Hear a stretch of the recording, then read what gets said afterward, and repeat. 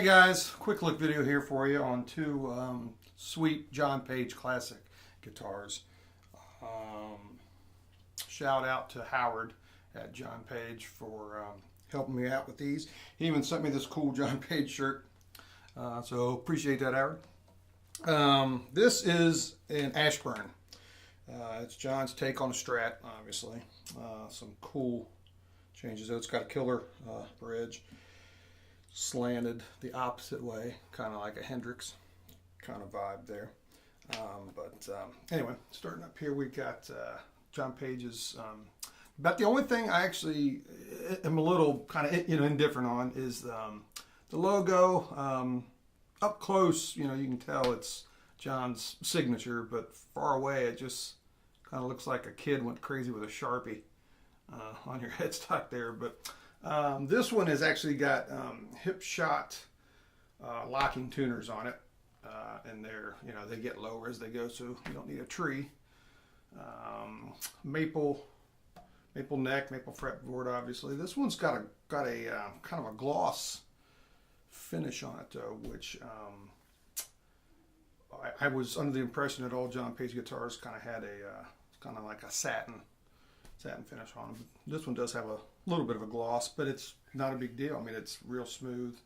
It's not like an old school Fender lacquer where it's it's gloss, but you can't really tell.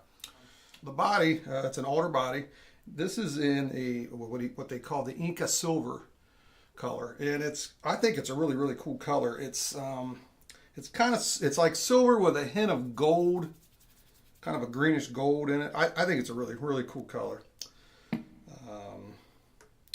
3 single coils. These are the Bloodline single coils, which are like a John Page kind of house brand. And normally when you hear house brand or whatever kind of pickups, you always think, those aren't going to be that great. Not the case with these. These pickups are killer pickups. 5-way switch, single volume, single tone. It's got a Godot 510 bridge, the vintage saddles.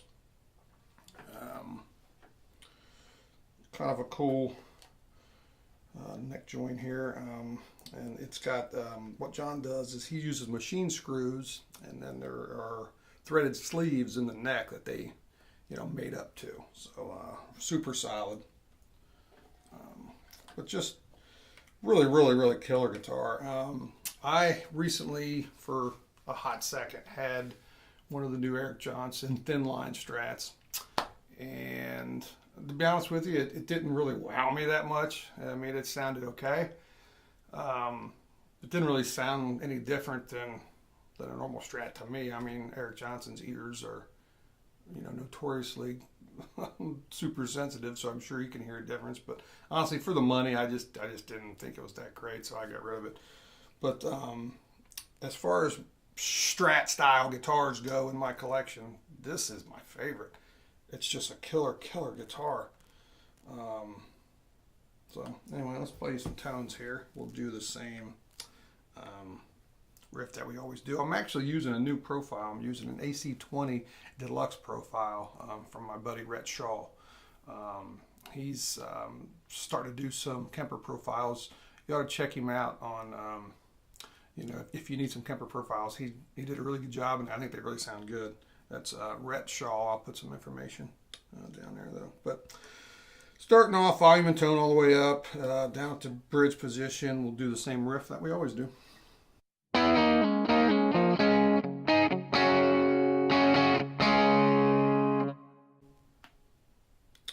Position 2.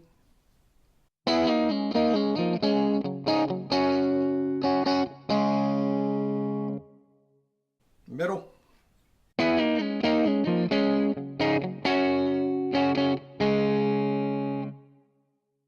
Position 4.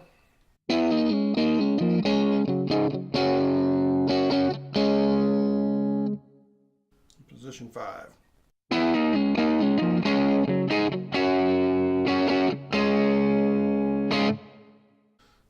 So definitely good sounding single coils.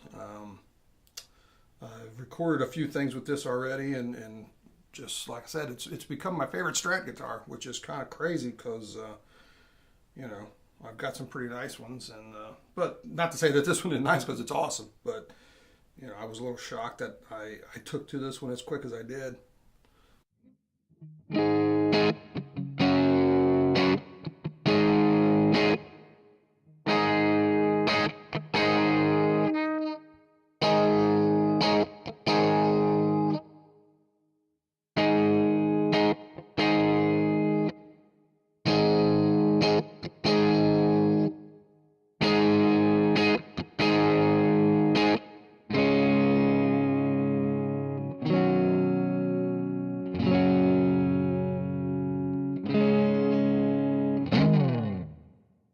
So if you're, you know, if you're in the market for a Strat style guitar, you definitely should check out these John Page classics.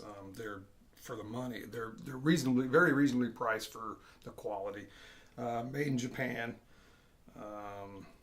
Just, you know, super cool guitars. They come with a really nice John Page gig bag. I think you can upgrade to a hard shell too, but or you know, hard case. I just went with the gig bags though. That's fine. But this one I did change the knobs. But yeah, this really cool guitar. The frets are kind of a medium. They're not real big, but they're not, you know, vintage thin either. Good compromise in the size. You know, real comfortable fretwork is really nice on it. Just a really cool guitar though. Couldn't be happier with this thing. So that's the John Page Classic Ashburn in Inca Silver.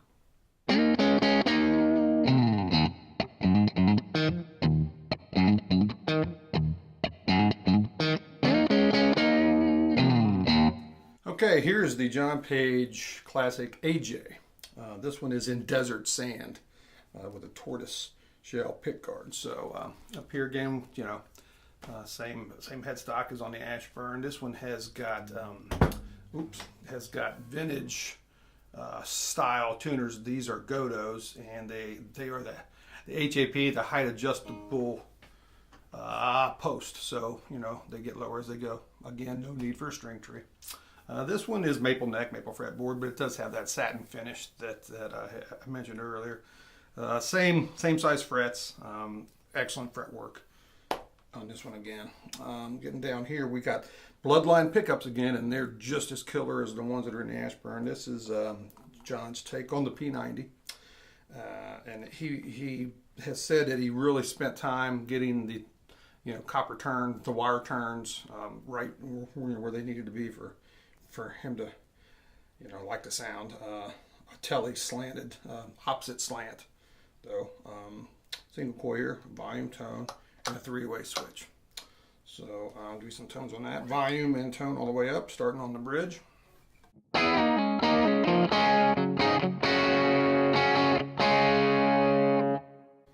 Middle. And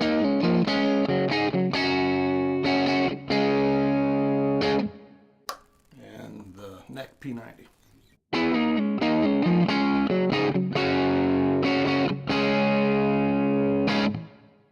You might be able to tell, hopefully you can tell in this video, these seem to be wound a little bit hotter than the bloodlines that are in the Ashburn here. Really digging this, you know, John's P90 here in the neck position. Just really sounds good.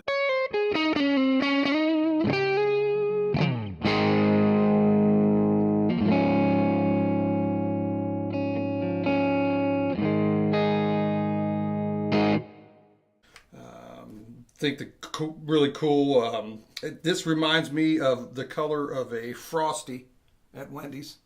For some reason, I don't know why, but desert sand. It's a cool color. Looks really good with a tortoise shell pick guard. I've seen a lot of these desert sands, but they have a black pearl guard on them, which looks cool also. But I definitely dig the tortoise shell on this one more. This one's got kind of like, I guess what you call like amp style knobs on it. The three-way switch tip here is I think I got that off of Duesenberg.